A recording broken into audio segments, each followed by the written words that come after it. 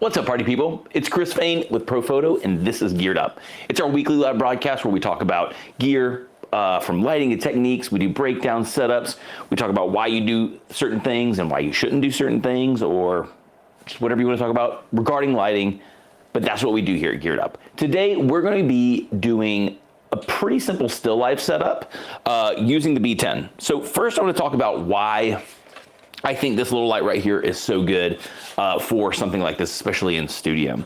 So first and foremost, the size. You can't beat the size. It's compact. It's 250 watt seconds. It's got tons of juice, but it's totally wireless.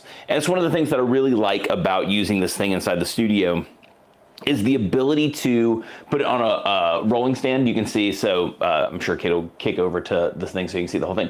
But you can put it on a rolling stand, and what that's going to allow you to do is easily move that light around kind of wherever you want it. No wires, so don't have to worry about, I mean, there's a big orange tether cable here, but for the most part, this stays out of the field as far as the actual shooting area. So this gives us the ability to kind of just move the light around the way that we want to.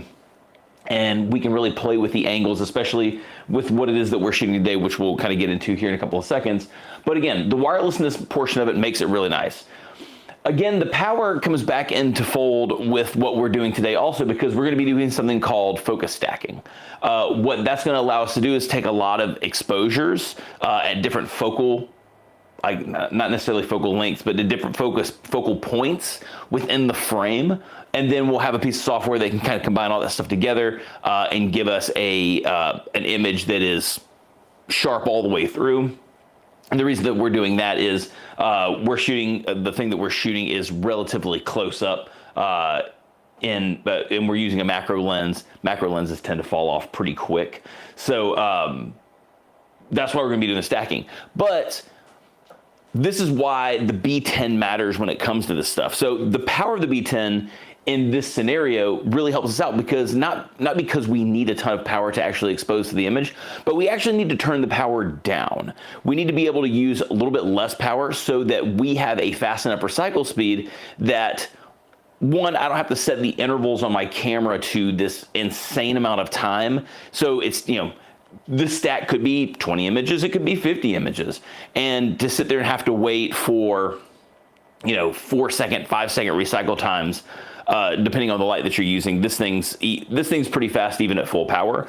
But the fact that I can turn this down to, I believe, and I'll look at my remote here for this image, I believe we're about 2.5 stops below full power, which gives us plenty of recycle speed. But having that amount of power and then being able to turn it down to regain that recycle speed, huge.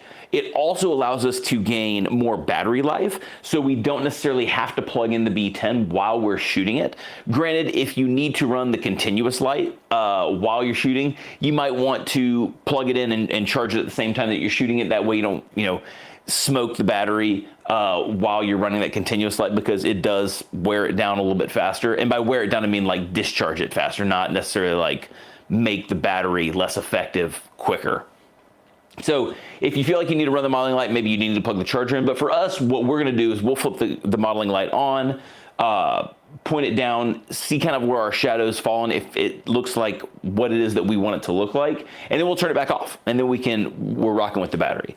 So this light makes that job really, really easy. So again, it's really lightweight, especially on a roller stand, totally cordless, gives us the ability to move around and easily make the images we want.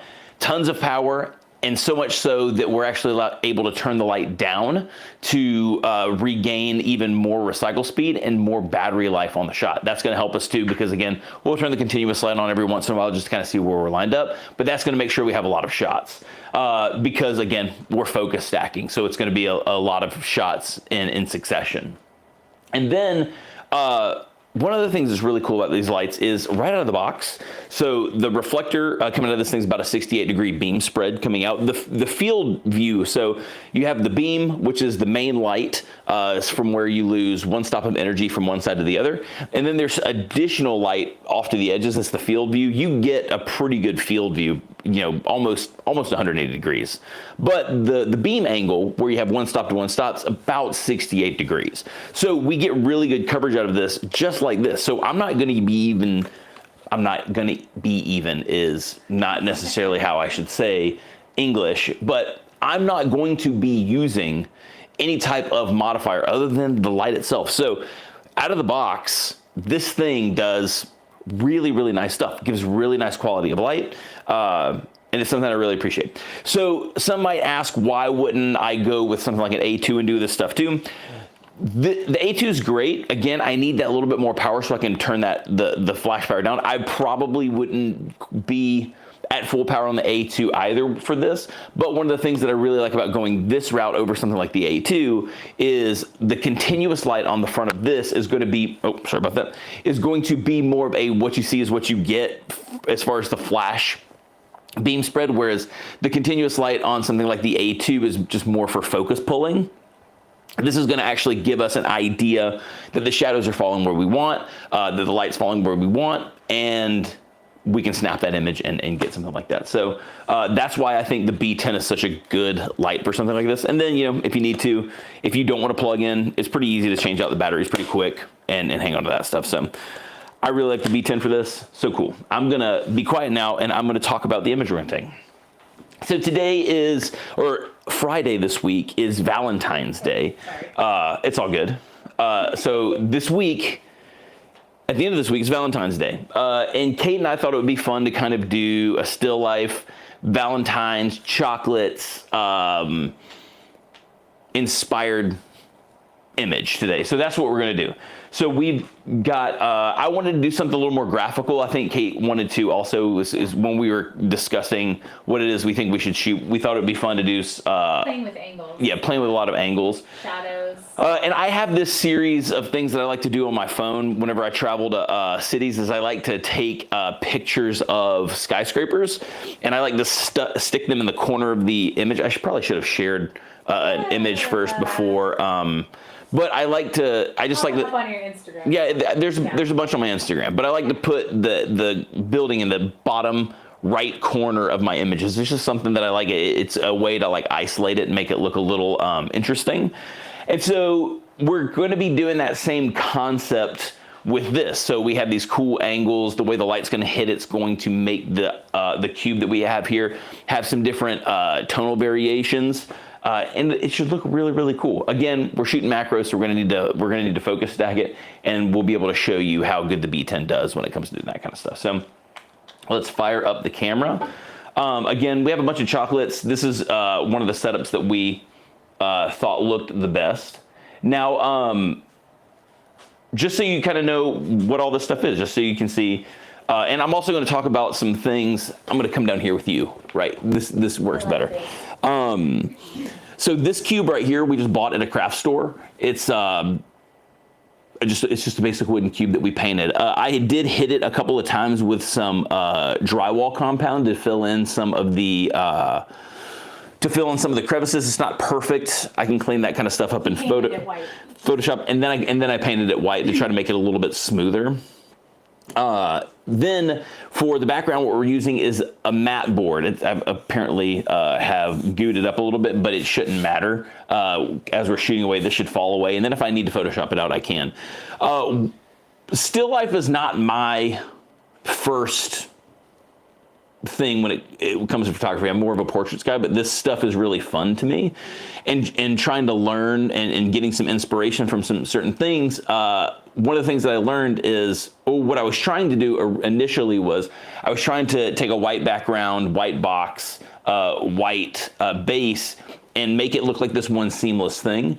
Turns out I was overcomplicating it. A lot of the times I think that's what we do in photography, is we can overcomplicate some stuff. So I realized that if you just have a long enough substrate or thing that you're doing, especially if you're shooting at it at an angle and pretty close, this becomes that seamless, that background. So, and the nice thing about doing it this way is I can get more of an even tone, which is something that I was struggling with. I was doing all kinds of crazy stuff. Like I had this cart pulled away from the background so that there wasn't like a defined line, and it just wasn't doing the things that I needed to. So again, cube from a craft store, just painted up, and then this is again from the same craft store, a matte board for doing mattes for your picture frame.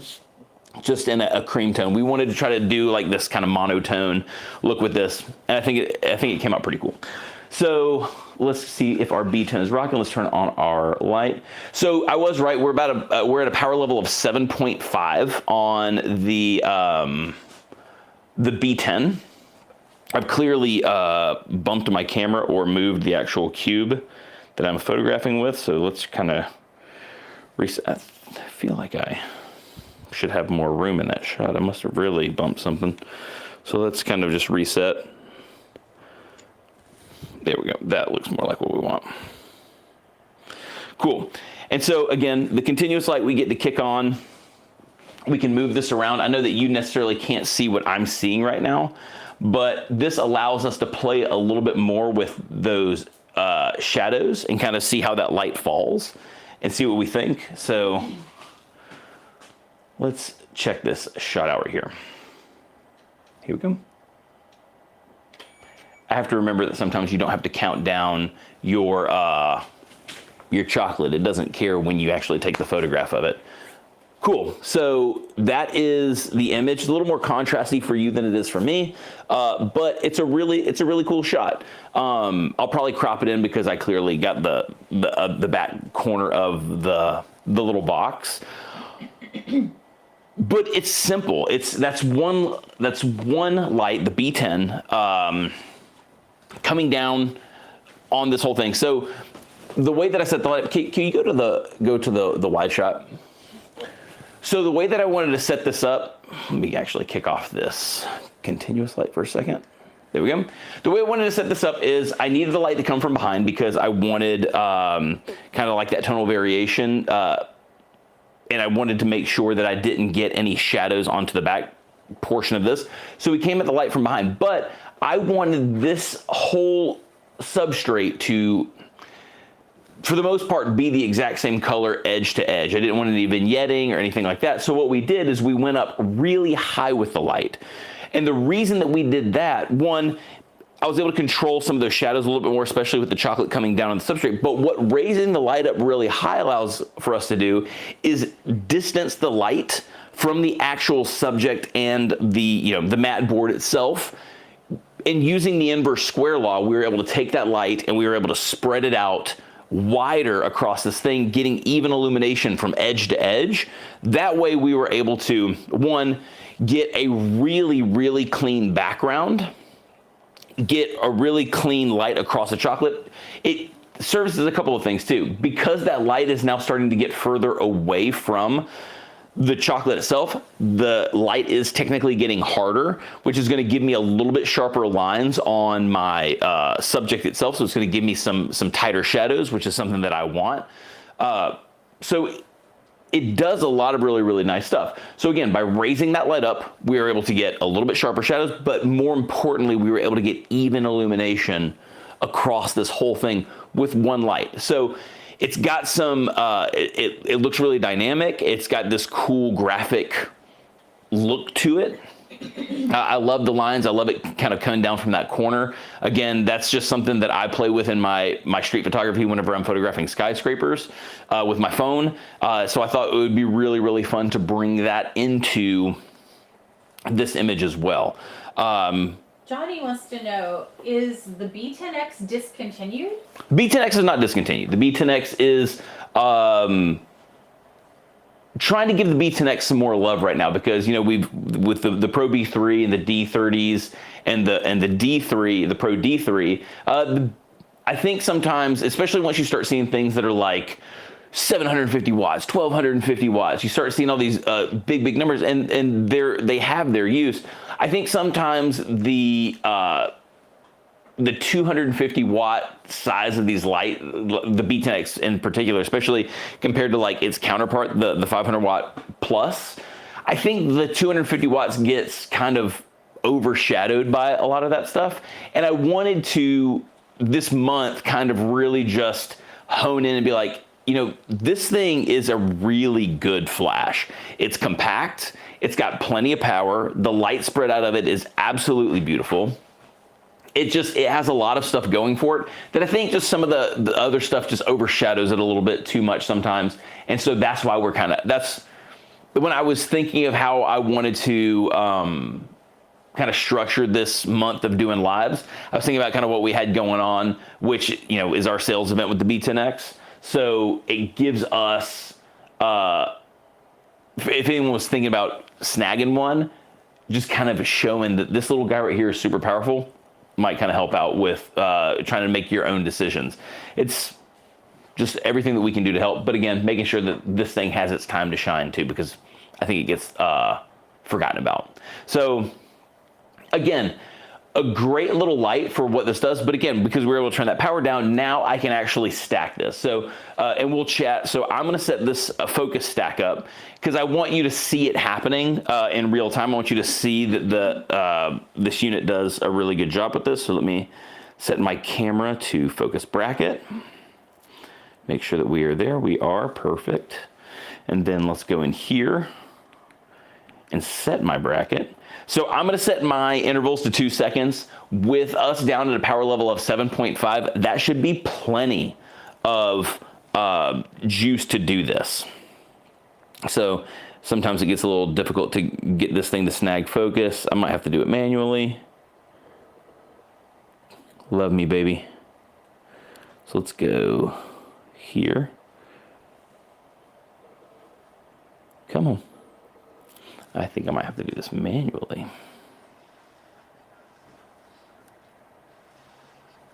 Yeah, it's trying to go to infinity. I guess I could also take my macro lens and make it not do that, but it's okay. So I'm only shooting f11 with this. I don't need to kind of close down too much more than that. Again, it is a macro lens, so it can fall out pretty fast. So we're just going to make sure that we have that corner and focus down there, which it looks like we have. It's cool. So we're going to set that point, and then we're going to go to the chocolate. And we are going to set that point. Let's go back down here.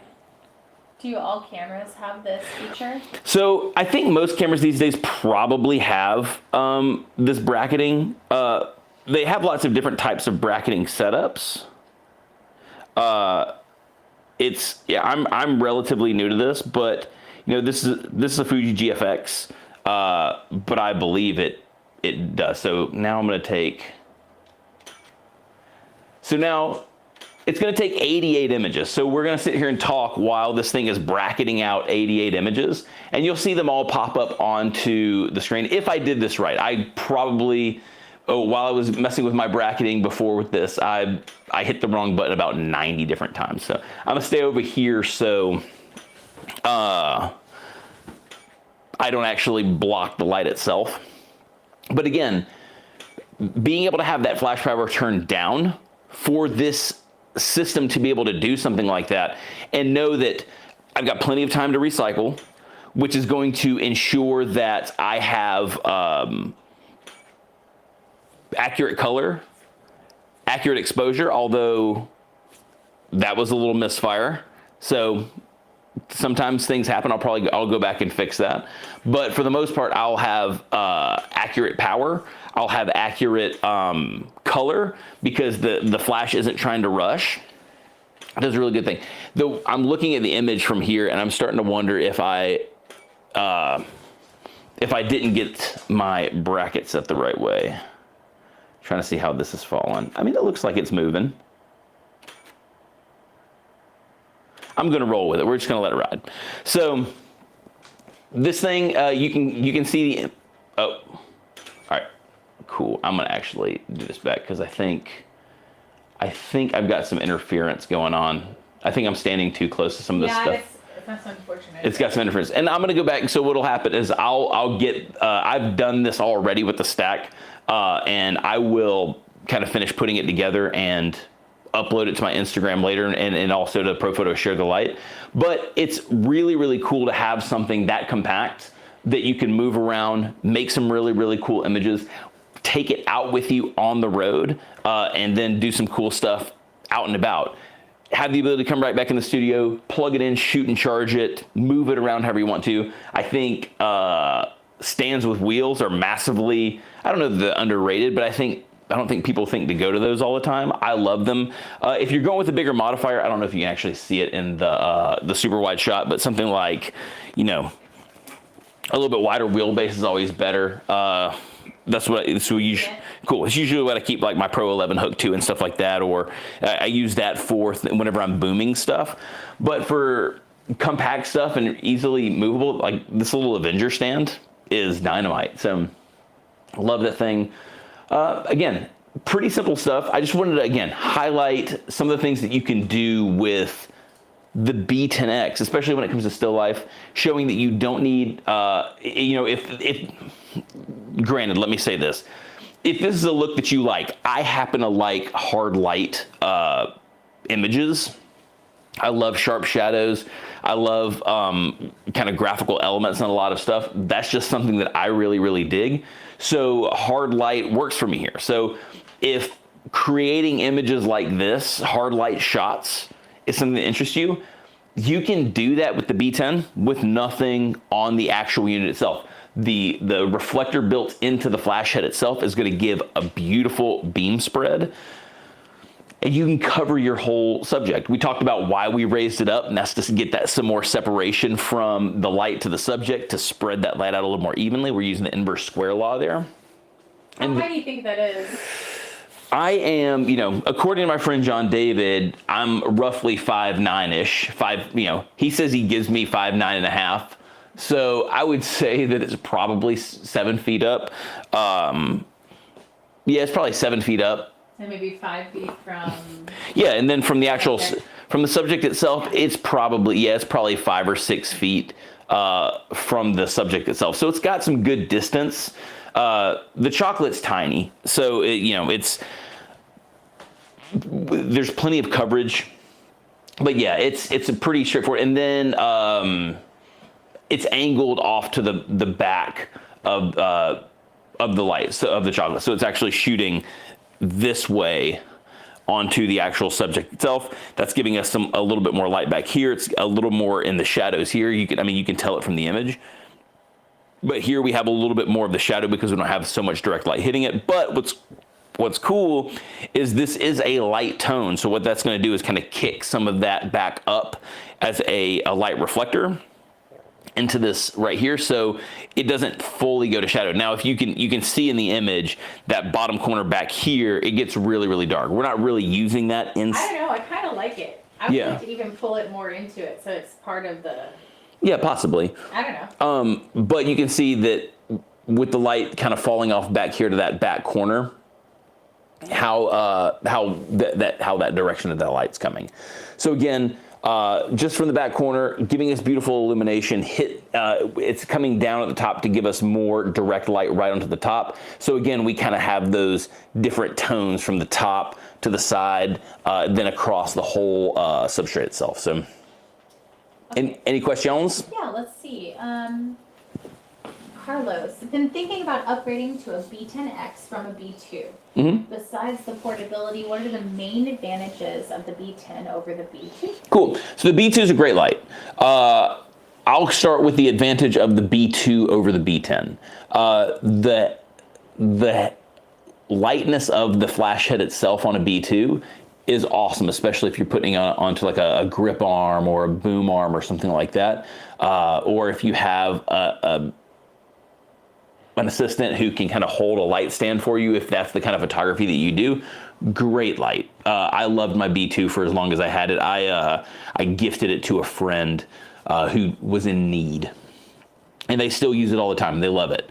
The B10 is almost as small, believe it or not. Like our engineers did a phenomenal job making this light as compact as it is.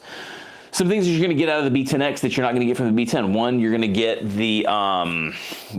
AirX, so you're going to have the ability to see the power levels of your flash on the